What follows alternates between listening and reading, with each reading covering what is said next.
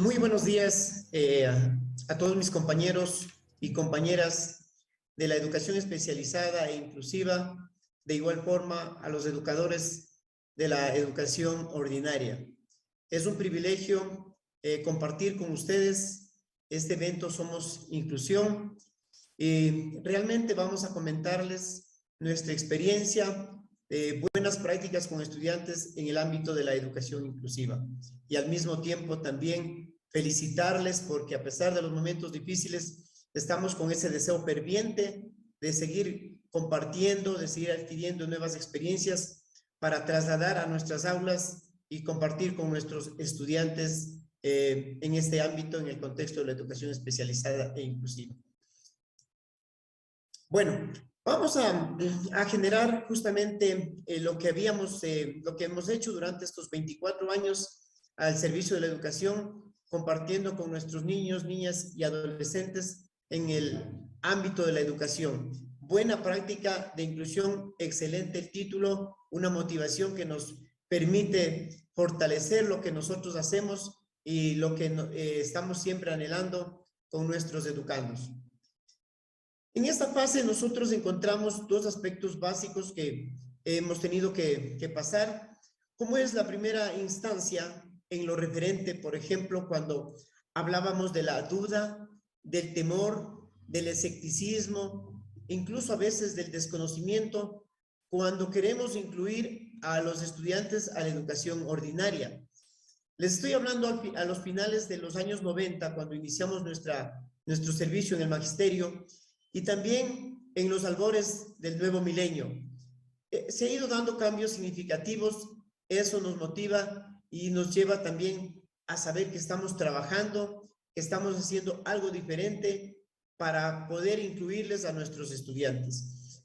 Recuerdo varias veces en nuestros procesos de inclusión, cuando había pues obviamente este tipo de desconocimientos o a veces el no querer aceptar a nuestros estudiantes en las aulas ordinarias.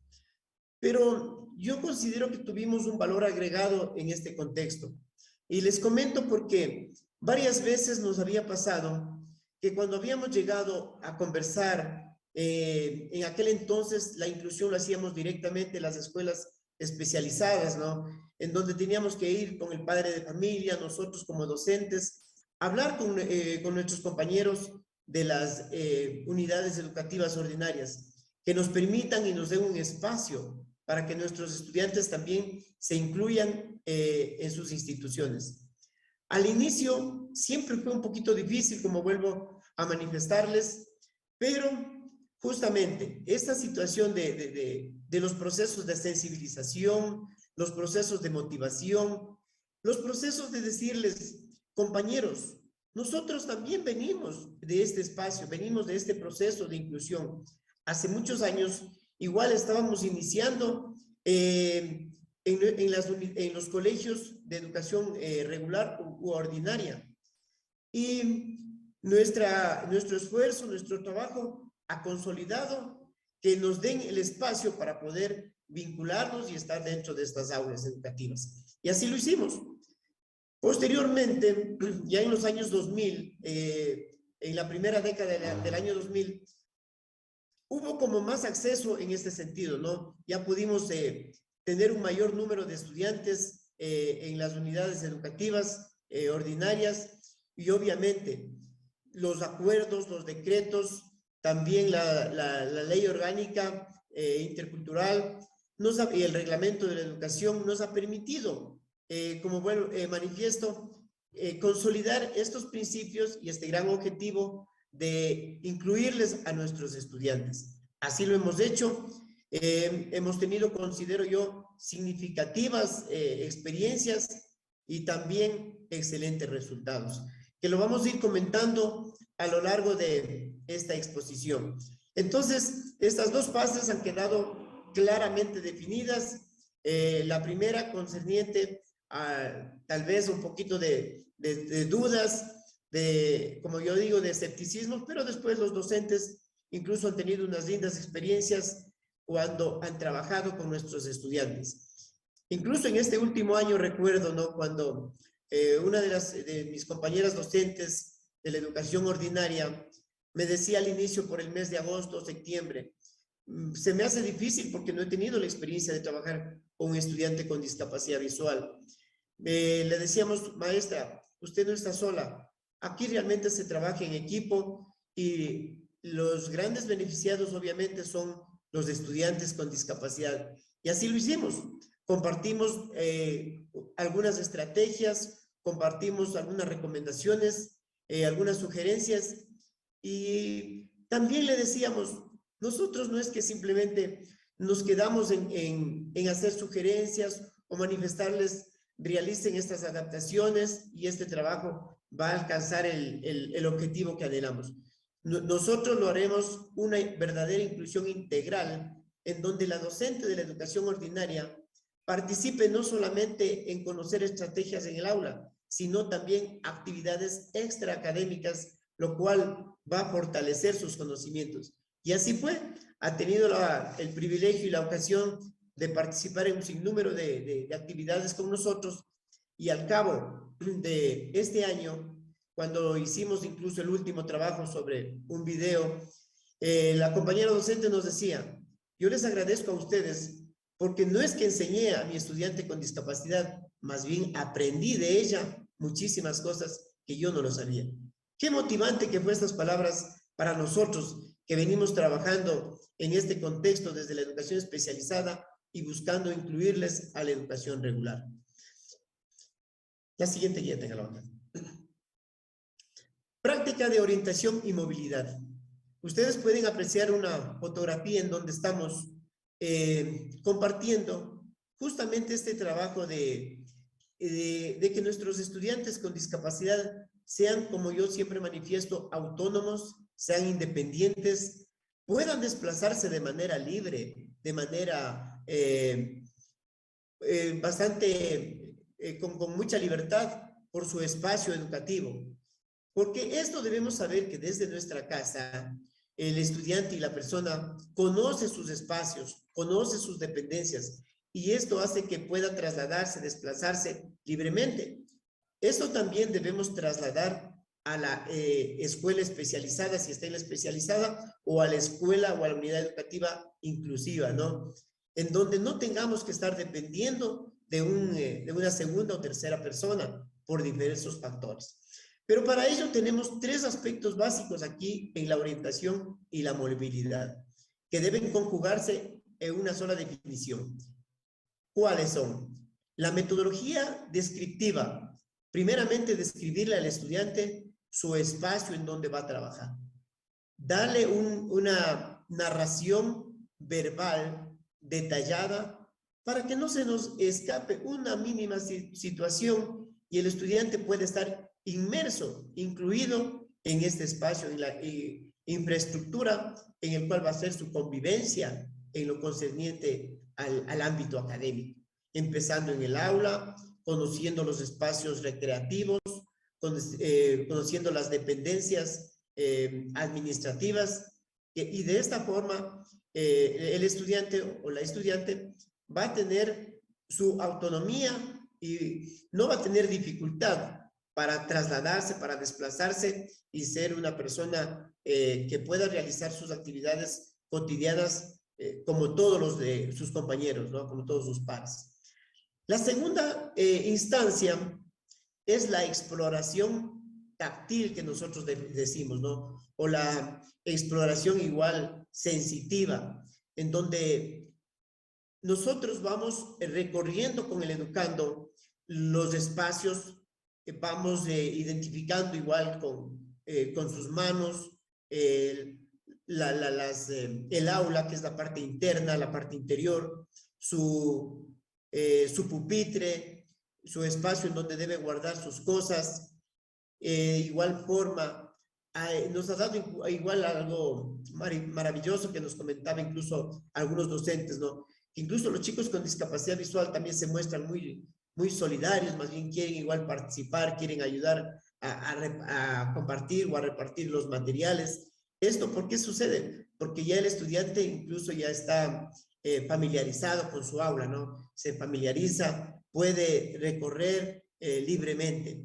Y la tercera parte, la tercera instancia viene a ser el movimiento kinestésico que yo denomino, en donde con la ayuda de una persona vidente, que sea el docente, puede ser el docente que de aula mismo o el docente tutor, o también ahora los compañeros psicopedagogos que hacen la asistencia en las unidades educativas ordinarias, son quienes pueden hacer los recorridos con el educando, ¿no? Del aula a las materias sanitarias, del aula a los espacios recreativos, del aula a las dependencias administrativas, del aula al servicio de bar.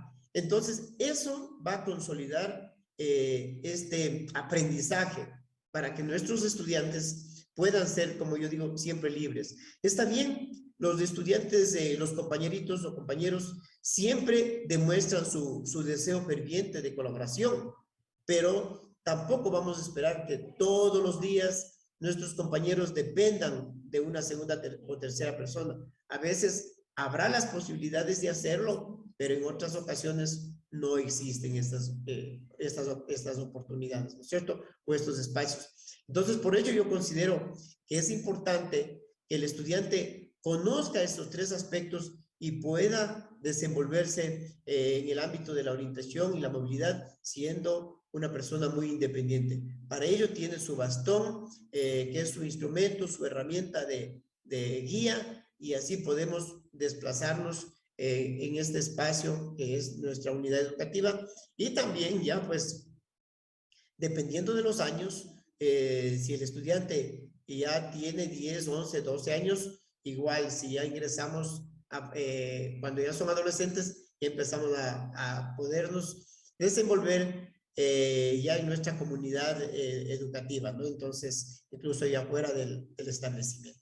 Eso considero que es muy importante. Para mí siempre me he manifestado cuál es lo más trascendental en este contexto, ¿no? Si la descripción verbal, la exploración táctil que hace el educando con discapacidad o el movimiento de la actividad kinestésica. Yo siempre he dicho que los tres elementos se conjugan en un solo contexto y ello nos permite alcanzar el objetivo previsto, que es que el estudiante pueda desplazarse libremente. La siguiente guía, tenga la banda. Estamos hablando de la importancia que tiene la escuela especializada.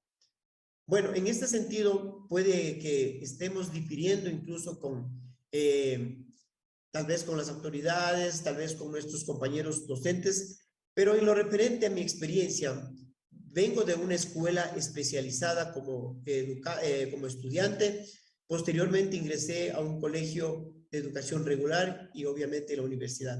Entonces, por mi experiencia, considero que la escuela especializada es donde nosotros tenemos los primeros pasos, ¿no? Que aprenden los estudiantes con discapacidad.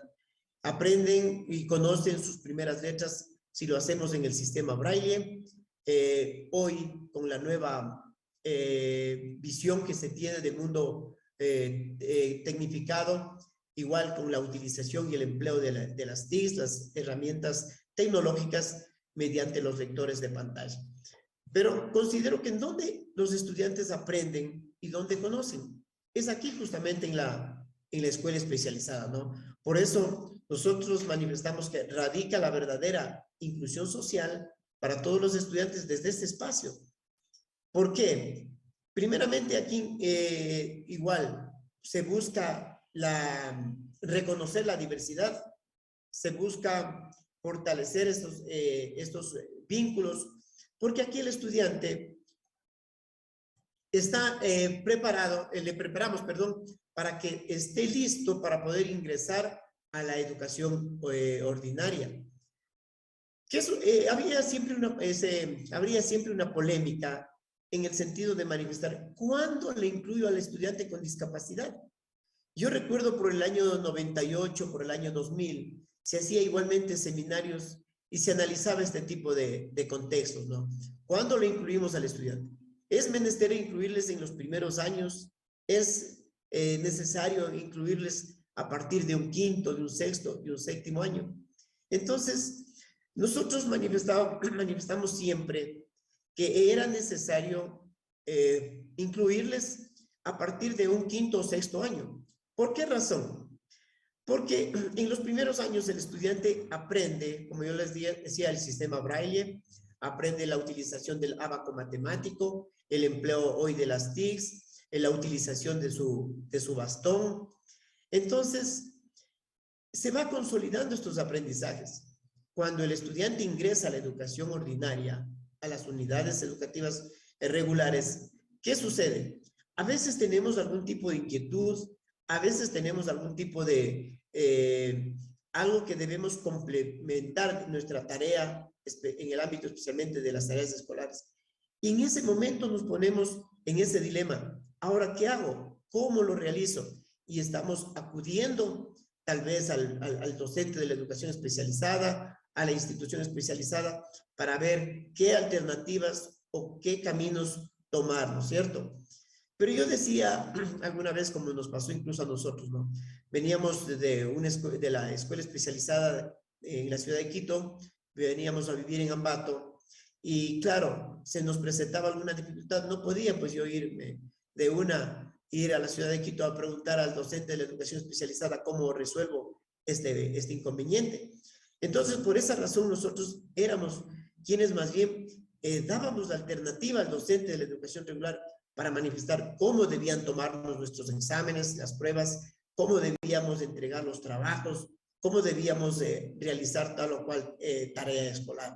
Entonces, por esa razón, yo considero que en quinto, sexto, hoy, por ejemplo, terminando la educación básica puede ser, o a partir ya del nivel medio, estamos hablando del séptimo año, el estudiante está plenamente preparado para que él mismo de manera autónoma, libre, pueda también dar sus opiniones, ¿no? Manifestar de esta forma, podemos al compañero docente realizar nuestras tareas. Entonces, por esa razón yo he considerado que esta debería ser la mejor forma. Obviamente habrá también compañeros y estudiantes que han ingresado a la educación regular desde los primeros años. Habría que igual preguntar y debe ser así. Deben estar los compañeros psicopedagogos, también la investigación hoy profunda y también bastante significativa de nuestros compañeros docentes de la educación ordinaria que estamos ya preparados para recibir en las aulas a los estudiantes con discapacidad, conociendo los nuevos sistemas alternativos de comunicación, como son el sistema Braille, en el ámbito de discapacidad visual, lengua de señas ya con los compañeros con discapacidad auditiva y otro tipo de estrategias metodológicas, ¿no? Entonces, esto yo considero que es extremadamente necesario y extremadamente importante. Por ello, incluso el eslogan de nosotros es siempre que la escuela especializada es el pilar fundamental en los procesos educativos, por lo que les acabo de manifestar, porque la escuela especializada dispone, como yo digo siempre, de los recursos didácticos específicos. Igual los docentes también estamos por nuestra experiencia, por nuestra capacitación, estamos con todo el deseo de compartir, como lo hemos venido haciendo durante estos 24 años, con nuestros compañeros de la educación ordinaria. Tenga la siguiente guía. Correcto. Estamos en lo referente a los dilemas de los procesos inclusivos. De igual forma, siempre se ha generado, yo creo que no polémica, pero sí muchas inquietudes, ¿no? ¿Dónde le ubico a nuestro hijo? Los padres de familia siempre tienen esta pregunta. Si le ponemos en la educación ordinaria, le ponemos en la educación particular, por tal vez las dificultades, porque haya mayor apertura. Y bueno, pues ahí estamos vinculados en este contexto, pero yo considero, como siempre, la política del Ministerio de Educación y los sistemas de educación son los mismos, ¿no? Tanto para el ámbito particular como para el ámbito fiscal. Entonces, en cualquiera de las dos alternativas, estamos listos y preparados. Los docentes y los estudiantes, igual forma, tendrán, como es obvio, su ambiente escolar propicio, tendrán un entorno donde se les dé todas las facilidades, toda la accesibilidad necesaria para poder generar el trabajo de educación inclusiva.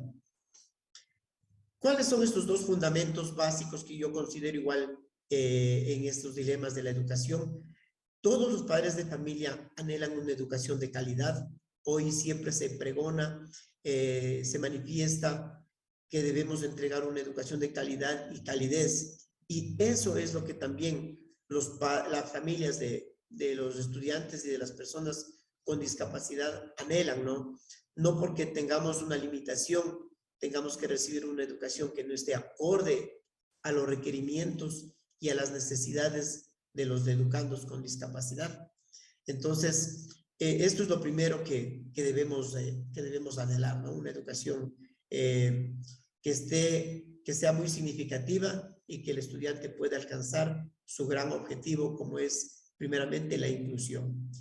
Posteriormente, en el marco de la educación también tenemos 4 pasos básicos para mí, que es la inclusión, la igualdad, la justicia y la solidaridad. ¿Por qué razón la inclusión? Alguna vez en un evento nos decían y escribíamos la educación inclusiva. Nos decían, no, antes que la educación debe ser inclusión educativa. Primero debemos estar incluidos para recibir una educación. Y así es. Debemos estar incluidos en el aula para saber que somos parte activa de este contexto de recibir en el ámbito académico, ¿no? La inclusión de nuestros educandos con una dinamización, con una participación y siendo parte de ese gran conglomerado que todos anhelamos que sean aulas, no como a veces pensamos, aulas homogéneas, sino aulas heterogéneas. Por ello, siempre nos han enseñado y hemos leído que debemos salirnos de esto de la lógica de la heterogeneidad, de la lógica de la homogeneidad, perdón, a la lógica de la heterogeneidad. Y así se lo está haciendo en estos años con esta premisa que me parece interesante de la política a la práctica. Tenemos la desigualdad, la igualdad que implica no discriminar a nuestros estudiantes por ninguno de los factores, no sean familiares, económicos, sociales, culturales. Por ninguno de estos ámbitos podemos desvincular al estudiante, sino más bien darle un trato igualitario. La justicia. Siempre debemos ser justos en el trato, en lo que debemos ofrecer al educando con discapacidad y también lo que siempre mis estudiantes nos manifiestan, ¿no? A veces yo sé que no puede ser tan trascendental, pero sí es necesario mencionarlo. Sucede que siempre las pruebas, por ejemplo, los trabajos, incluso en algunos establecimientos nos comentan que tenemos que dar, por ejemplo, el día de mañana una prueba y al estudiante con discapacidad siempre lo relegamos a que luego le tomamos, ¿no? Le tomamos después, le tomamos al otro día. Entonces, esas circunstancias a veces un poco han incomodado, pero sin embargo, siempre a los chicos se les enseña, ¿no? Que hay que tener un poquito de paciencia, lo que es más importante. A veces no está tanto porque el docente tenga esa predisposición de dejarle en segunda instancia, sino pueden ser factores ahora mismo de tiempo, también circunstancias que pueden darse, pero lo más importante es que se dé el espacio y el educando con discapacidad pueda rendir también sus pruebas como siempre están preparados para hacerlo. Y finalmente tenemos la solidaridad, ¿no? Este valor muy único del ser humano, desde los estudiantes y toda la comunidad educativa, de ser solidarios, de compartir, de ayudar, de apoyar al educando con discapacidad, tanto en sus aulas como en sus espacios interiores y exteriores del establecimiento. Eso nosotros lo hemos sentido con nuestros educandos y es muy, muy maravilloso, ¿no? Que siempre nos motiva a saber que estamos en una comunidad educativa donde con frecuencia manifestamos que se están perdiendo los valores, pero también hay personas que hacen un esfuerzo inmenso y los docentes de la educación ordinaria también están trabajando intensamente porque estas vinculaciones estén siempre en el deseo ferviente de los educandos para poder ayudar y apoyar a nuestros estudiantes con discapacidad. ¿Cuál es la relación de la familia con la institución educativa? Aquí, por ejemplo, juega un rol protagónico en el papel que desempeñan los padres de familia o la familia con sus hijos para responder a las necesidades que requieren. Hay muchas razones fundamentales para trabajar con los padres de familia. Yo siempre manifiesto que el padre de familia es la base fundamental en este contexto, ¿no? Trabajar con los padres de familia implica, por ejemplo, la colaboración en el orden académico, en el orden en el ámbito extracurricular, porque si el padre no se involucra, imagínense ustedes, siempre habrá un desfase, ¿no? ¿Cómo podemos apoyarles a nuestros estudiantes en las tareas educativas? ¿Cómo podemos fortalecer a nuestros estudiantes en el trabajo? Entonces, la familia juega un rol protagónico. Obviamente, el docente es el que conoce sus potencialidades, sus habilidades, sus destrezas, pero la familia, como dicen, es el que mejor conoce, son quienes conocen a sus hijos, pues, ¿no? Sus debilidades de igual forma y sus fortalezas. Pero ahí estamos para seguir trabajando en equipo y seguir fortaleciendo esta gran tarea de la educación inclusiva. No solamente en el ámbito académico, ¿no? Entonces, porque también el estudiante tiene que desarrollarse una inclusión integral, como siempre yo suelo manifestar, ¿qué significa aquello? Que el estudiante también tiene que participar en la actividad recreativa, en la actividad social, con su familia, en la comunidad, y de esta forma ya irse incorporando a un mundo y a un entorno más inclusivo, ¿no? Un entorno incluyente. Entonces, pero estos espacios lo ganamos desarrollando todos estos procesos. La siguiente guía. Creo que estoy en la guía de capacitación docente. Claves para el desarrollo eficaz de la inclusión educativa, ¿no? Este paso creo que es el más sobresaliente, todos son significativos, pero lo que nosotros hemos hecho nos ha dado un excelente resultado. Aquí aparecen 3 instancias básicas, que es la capacitación docente, es el seguimiento y monitoreo al educando y la dotación de recursos didácticos específicos para los estudiantes con discapacidad. Hemos tenido la suerte, desde nuestra institución educativa en la cual presto mis servicios en la Escuela de Educación Básica Especializada Cardenal Julius Dobner de la ciudad de Ambato, compartir con nuestros compañeros docentes de la educación ordinaria durante estos años, compartiendo varios talleres sobre adaptaciones curriculares, estrategias metodológicas, sobre el empleo de los sistemas alternativos de comunicación como el sistema Braille, o igual forma el empleo también de las TICs mediante los lectores de pantalla. Esto ha sido bastante interesante, bastante enriquecedor. Nos motiva porque una gran mayoría de docentes han compartido con nosotros, hemos compartido con ellos. Esto es una interrelación. Aquí, como yo siempre les he manifestado a ellos, no es que ganamos unos o otros aprendemos, aquí todos nos beneficiamos porque los grandes beneficiarios son nuestros estudiantes con discapacidad. Cuando el docente en los primeros años, en el nivel elemental especialmente, están con ese ferviente deseo de conocer, ¿no? Quieren todos aprender el sistema Braille.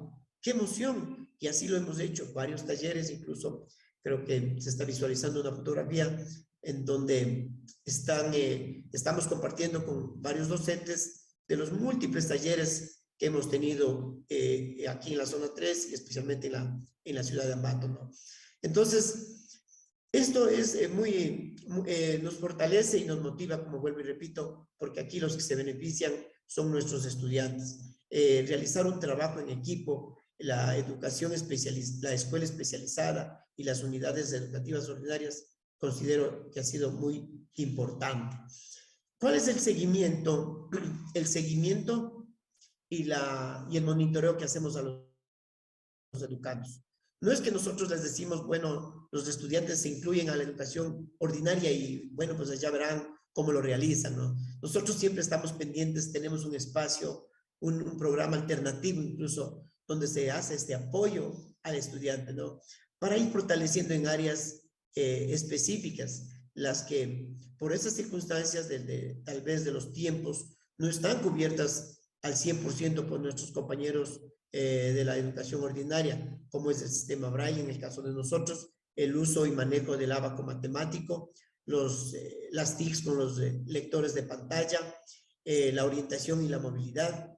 Estas áreas nosotros lo desarrollamos con nuestros estudiantes. ¿Para qué? Para ir fortaleciendo, para ir alcanzando mayor nivel, porque siempre consideramos que este trabajo no debe verse desde el déficit, sino más bien desde la potencialidad de los educandos, ¿no? Allá debemos proyectarnos y eso es lo que nosotros lo hacemos. De igual forma, la dotación de recursos tiflológicos o didácticos específicos también hemos compartido con nuestros compañeros, porque siempre nos han manifestado, queremos saber, conocer el braille, aprender matemáticas, pero ¿dónde están las regletas? ¿Dónde están los punzones? ¿Dónde están los códigos del sistema braille? ¿Dónde están los ábacos matemáticos, los bastones? Todos estos instrumentos, los mapas en relieve, hemos tenido también el privilegio y el honor, obviamente, de compartir con nuestros docentes de la educación ordinaria,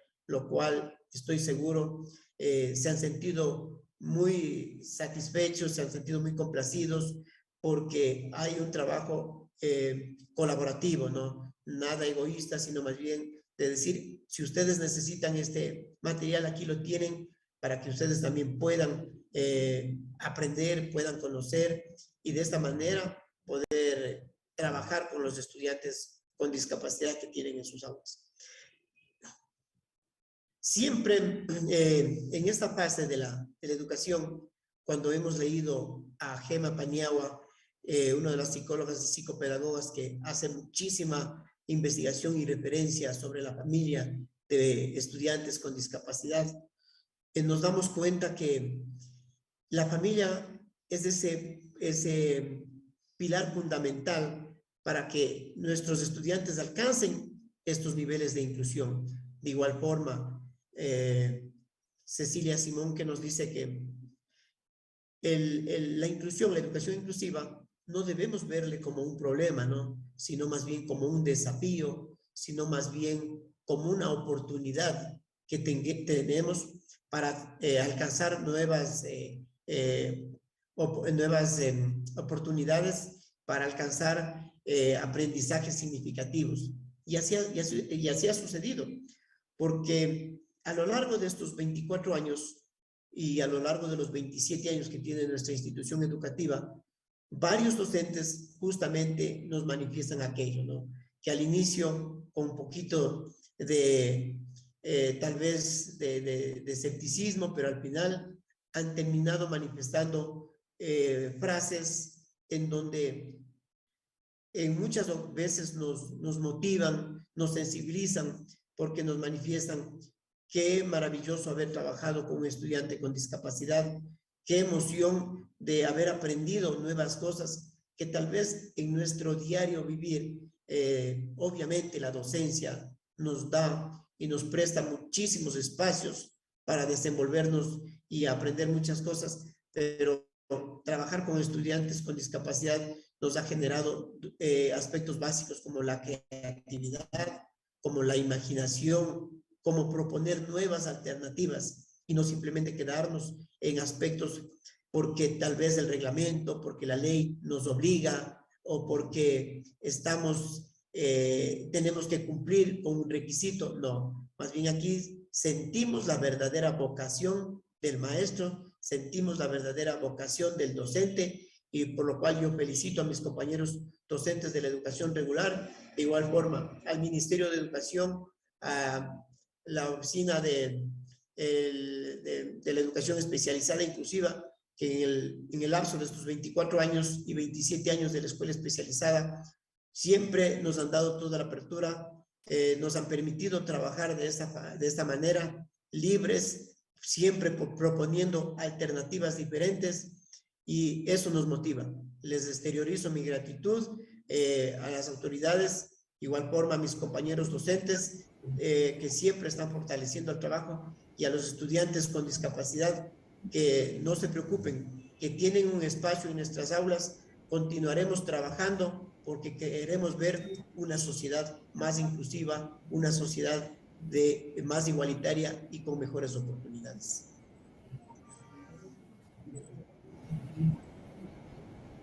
Byron, muchísimas gracias por tu presentación.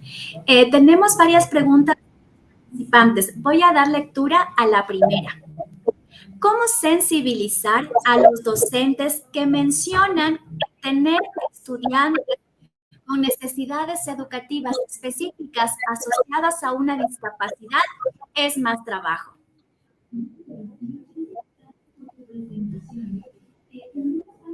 Cuando realizamos los talleres, ¿no? Siempre estamos, o sea, yo pienso que la clave no está simplemente en teorizar, sino más bien está en mostrar ejemplos prácticos, ejemplos palpables, y así lo hacemos nosotros. Hemos manifestado, incluso a veces utilizando un poquito el ingenio. Yo siempre les manifestaba, ¿no? Cuando nosotros estuvimos en el colegio, les decíamos en aquel entonces, habían profesionales con tercer nivel y no se hacían tanto problema, les decíamos, no. Y más bien hoy digo que el magisterio ecuatoriano está preparado, tiene una capacitación maravillosa, casi la mayoría tienen cuarto nivel. ¿Por qué rehuir estos retos? Y eso es muy claro, ¿no? Entonces, como que ahí lo vamos motivando y le vamos diciendo que usted, compañero docente, no tiene que sentirse desprotegido. Obviamente tiene que apoyarse. Para ello están las unidades de apoyo a la inclusión. Ahora tenemos nuestros compañeros psicopedagogos, tenemos también los departamentos del DESE. Todos ellos pueden hacer un trabajo, un equipo colaborativo, y así poder sensibilizar a nuestros compañeros docentes y saber, y no dejarles solos, pues, ¿no? Porque a veces sí nos sentimos como que qué estrategias utilizar y mucho más. Me han puesto dos estudiantes con discapacidad o tres. Entonces, esas situaciones debemos más bien motivarles y decirles que el trabajo es maravilloso siempre y cuando lo asumamos con la responsabilidad que a ustedes les caracteriza. Voy a dar lectura a la siguiente pregunta. ¿Por qué es importante incluir a los estudiantes en una institución ordinaria y no en una institución especializada? Si me puede repetir, porque se entrecortó la comunicación, tenga la bondad. Claro, la siguiente pregunta es, ¿por qué es importante incluir a un estudiante con necesidad educativa específica en una institución ordinaria y no a una institución especializada? Importante incluirles a la educación ordinaria. Nosotros somos parte de aquello, ¿no?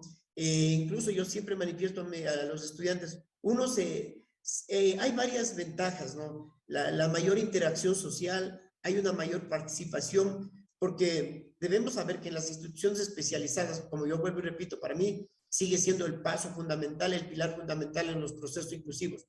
Pero, por ejemplo, en las escuelas especializadas tenemos un relativo número de estudiantes, son pocos en las aulas, ¿no es cierto? Estamos hablando de unos 10, de unos 8, de 12 estudiantes.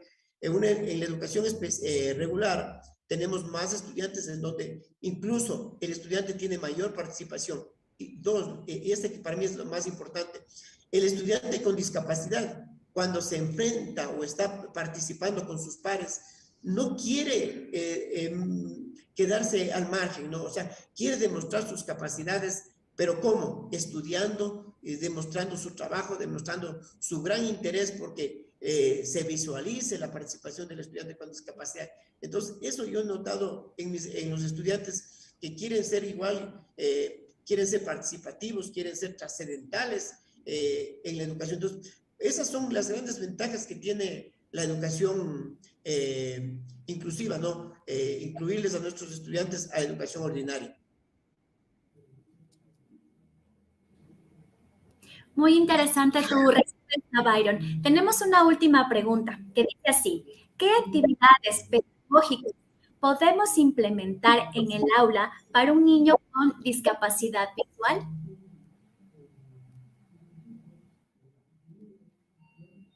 Si me repite, tenga la bondad de la pregunta, no lo escuché. Claro, la siguiente pregunta es: ¿qué actividades pedagógicas como docentes podemos desarrollar en el aula con un estudiante que tiene discapacidad visual?